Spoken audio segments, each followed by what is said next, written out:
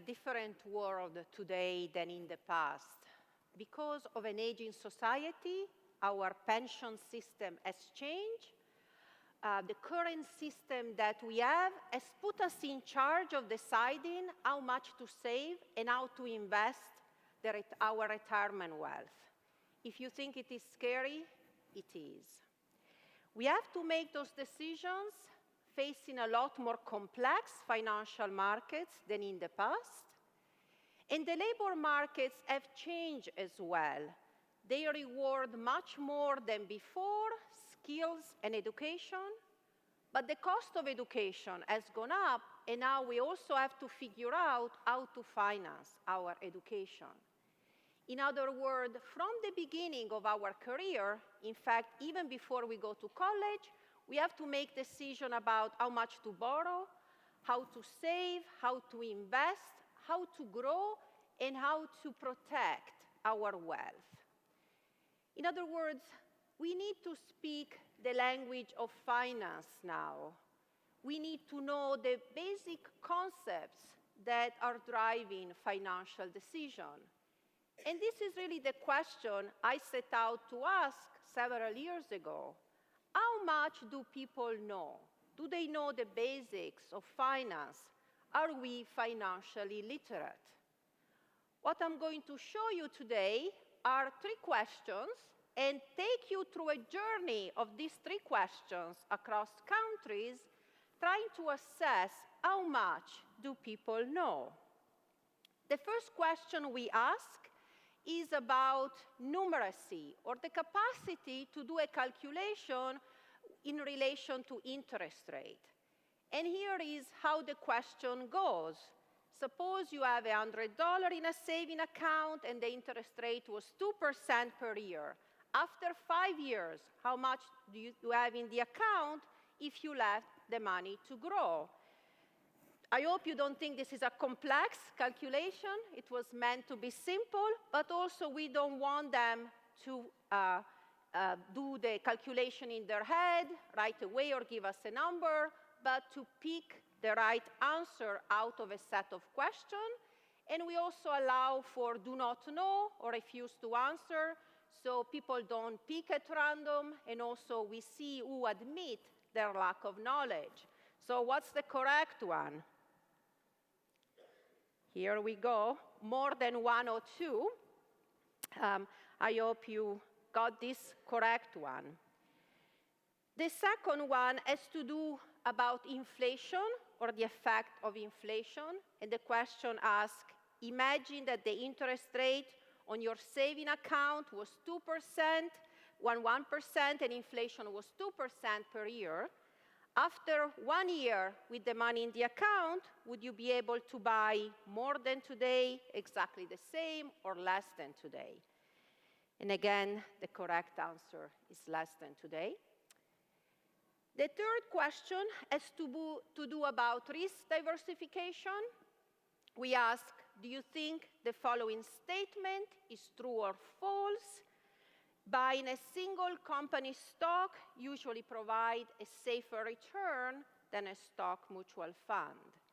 This is implicitly a way to ask, do you remember Enron and what we learned from it?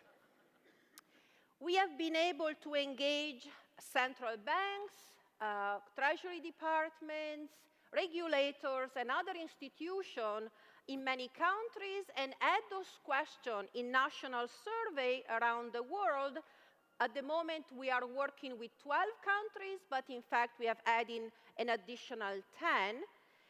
And what I want to show you today is the evidence across these countries. And let me start with the evidence from the US, which is one of the countries with the most developed financial markets. What we find here is that 65% of Americans can and do correctly this 2% calculation, but 1 in 5 get the question wrong. Same findings about inflation, 64% do it, but 1 in 5 got the question wrong. And the question which is certainly more complex is the question about risk diversification. And now the pattern of answer changes. Now we see that 1/3 tell us they don't know the answer to this question. And when we look at all of these questions together, we find that only 30% of Americans are able to answer correctly to all of these questions. And compare this with the many financial decisions that we ask people to make, as the one I was mentioning at the beginning. But when we look at other countries, we find that the world is flat indeed. In other words, in countries as different as Italy, Germany, Russia, Japan, Australia, the same pattern of responses happen there as well. In other words, financial literacy is very low in the US and in other countries as well. What is also striking is the similarity of the responses. So, for example, in all of these countries, we find a very similar response to the risk diversification questions. And again, also what we find is that the demographic groups who display low financial literacy are remarkably the same across countries. I want in particular to talk about a group which is very important. And in all of these countries, we find that women answer in the same way to the financial literacy question. Women are more likely to say, "I do not know." And let me show you the evidence from some of a specific group. I've just picked one, just to show you this. "I do not know" responses are actually across all questions, not just focused on one question only. Here I'm reporting the responses among young people, but in fact this gender gap doesn't close with age, doesn't even close with education. Even highly educated women with a college degree are much more likely to respond with "I do not know" when answering the financial literacy question. And the world is again flat in this finding as well. What we see here is that women are disproportionately more likely to say "I do not know." And in a country like Japan, 17% of women have answered "I do not know" at least once in those financial literacy questions. If you are like me, this is actually a good result. It means that women are aware of their lack of knowledge. And as a result, here at the Global Financial Literacy Excellence Center, we have actually designed programs explicitly targeted to women. I have to say that my research has also translated in the way I teach. After seeing all of these results, I actually teach differently now, and I try to find a way to motivate and inspire both my male and female students. The reason why I'm so passionate about this topic is that financial illiteracy matters and has severe consequences.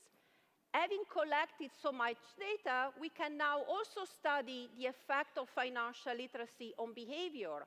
And what we found is it is those with low level of financial literacy that have more problems with debt, that don't take advantage of the opportunities offered by the financial markets, and who do not plan for retirement, are less likely to accumulate wealth throughout their life.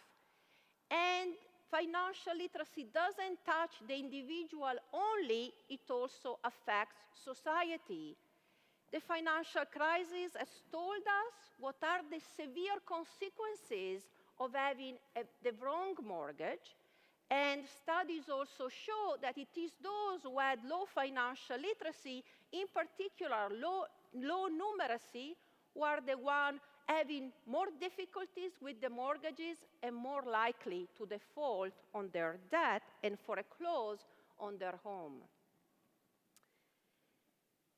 As in an industrialized society, it was not possible to participate in that society without being able to read and write. So today, we need to be financially literate. We are making many financial decisions. These decisions have consequences not just for us, but also for the community and for the economy. We need to be financially literate today, and I hope that, like me, you will become an ambassador for financial literacy. Ask for it in your school and school district. Ask for it in your library. Ask for it in your workplace.